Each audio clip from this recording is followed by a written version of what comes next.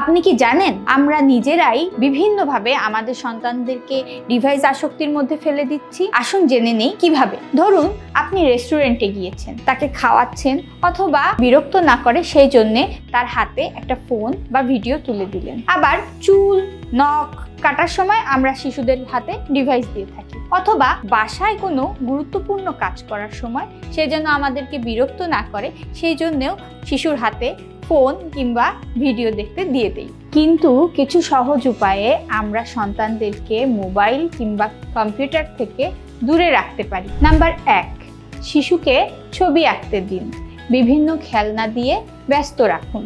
বাজার থেকে খেলনা কিনে দিন, যেমন বাইসাইকেল। শিশুর পছন্দের খেলনা দিয়ে খেলতে দিন, এতে শিশুর সৃজনশীলতা বাড়বে এবং সৃজনশীল কাজের প্রতি আগ্রহী হবে। নাম্বার 2, শিশুর সঙ্গে ছুটির দিনে পার্কে নিয়ে ঘুরতে যান, তার সঙ্গে সময় কাটান, তার সঙ্গে খেলা করুন।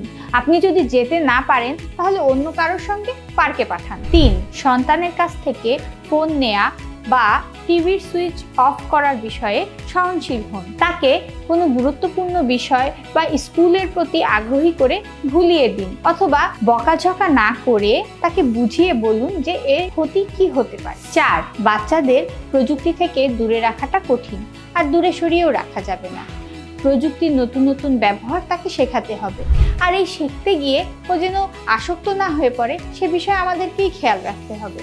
আমাদের উচিত তাদের এই ডিভাইসগুলো ব্যবহারের সময় নির্ধারণ করে দেয়া, তাকে জানানো সে কতক্ষণ এগুলো ব্যবহার করতে পারবে। আসুন আমাদের সন্তানদের ডিভাইস আসক্ত না করে প্রযুক্তির ভালো ব্যবহার শেখাই, তাদের সুন্দর ও সঠিক আদর্শে গড়ে তুলতে সাহায্য করি।